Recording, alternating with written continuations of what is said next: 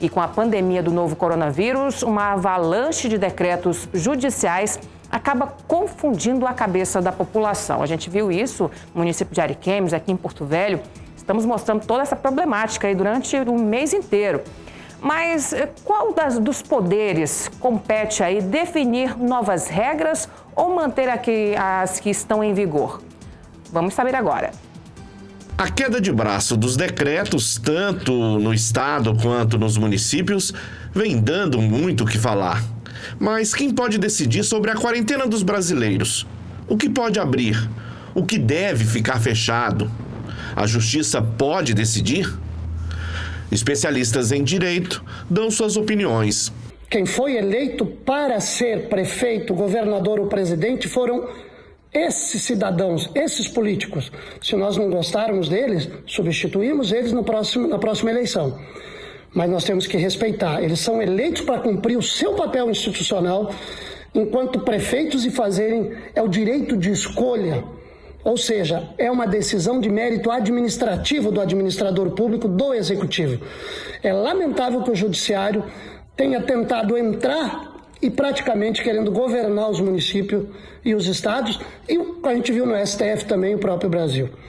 Então, isso é lamentável e isso é preocupante. Existem muitas regras preconizadas para a abertura do comércio numa situação dessa natureza. É preciso observar se há testes em número suficiente para atender toda a população, se há leitos de UTI em número suficiente proporcionalmente à população para atender a todas as pessoas necessitadas, se há uma conscientização da população, que como não há, no estado de São Paulo, por exemplo, menos de 50% da população tem observado o afastamento social, a necessidade de afastamento social. Então, essa situação, existem muitas outras regras que eu não falei aqui e que também precisam ser observadas. Então, enquanto isso perdurar, é preciso observar essas regras e é isso que o Poder Judiciário tem decidido legitimamente, na minha opinião. A decisão do Supremo Tribunal Federal assegurou aos governos estaduais e municipais competência para a adoção ou manutenção de medidas restritivas durante a pandemia. Mas numa coisa todos concordam: o vírus mergulhou o mundo numa recessão. O desempenho em 2020 será pior do que durante a crise financeira global. Os danos econômicos não param de crescer. A pandemia econômica, infelizmente, preservada naturalmente a saúde, pode se tornar ainda mais séria em termos de saúde pública, em termos de estabilidade pública, de convivência pública, do que a própria pandemia da saúde. Ou seja, nós podemos vir a ter problemas muito mais sérios do que nós já estamos tendo com esse problema da saúde, que, segundo dizem os especialistas, mais dia menos dia todos vão se contaminar. Muito bem, Everton Leone.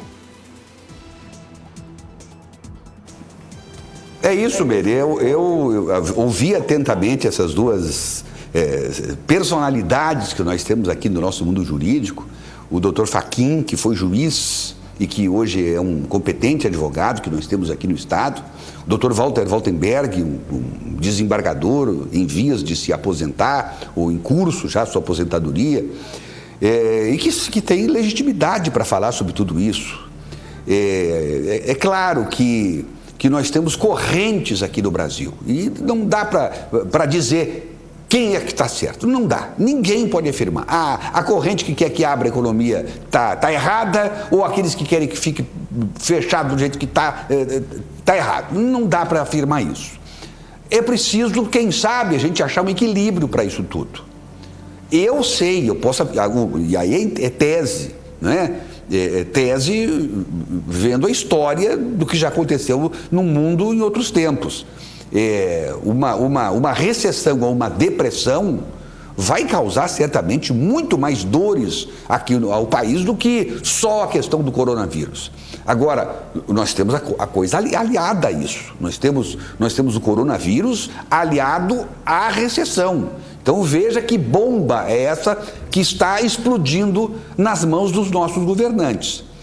E a gente vê nesse meio tempo aí uma série de de decisões que são tomadas muitas vezes, eu digo na questão política, não na questão de decisões do judiciário, mas na questão política. A gente está vendo aí governadores, prefeitos, deputados, onde a gente percebe claramente que não há nenhuma nobreza nas atitudes deles. A gente vê que o objetivo é causar transtornos, é inviabilizar a nação, é inviabilizar o país, inviabilizar o governo, quer dizer, plantar a ingovernabilidade para outros objetivos. Até porque a fonte secou.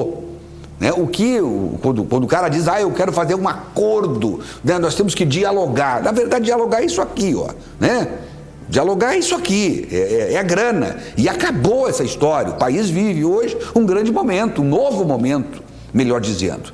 E isso foi narrado ontem pelo Roberto Jefferson, que tem o seu passado, mas ele é um cara que nós temos que ouvir, pois ele também, sob suspeita, fez aquela denúncia gravíssima do mensalão e depois se viu que ele tinha razão em tudo que ele disse. E ele mudou a história do país, pois o Roberto Jefferson está vindo de novo. Ancorado naquelas denúncias que ele fez, eu só posso não desacreditá-lo naquilo que está acontecendo nos bastidores para tentarem a ingovernabilidade. Agora, eu estou falando aqui da questão política, perfeito?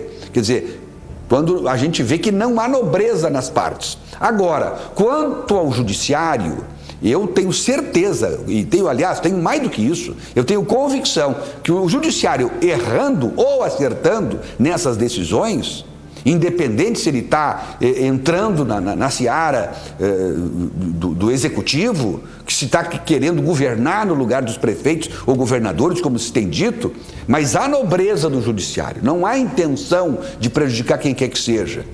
Acertando ou errando, há nobreza, há a tentativa dos membros do judiciário, pelo menos aqui no estado. Eu não estou falando de STF, aí é outra coisa, nós estamos falando de um outro tipo de gente, por favor, que aliás não tem, e eu sei que não tem, nem admiração dos tribunais de justiça dos estados, o STF. Então vamos devagar, não estou falando daquele tipo de gente, eu estou falando dos tribunais de justiça. Né? Agora, é bom que se diga, nós temos TJs que têm e juízes que têm dito que não pode abrir, e nós temos outros em outras cidades que não têm entrado nessa seara e estão deixando prefeitos e governadores assumirem por conta e risco aquela função que lhes foi dada através do voto nas urnas.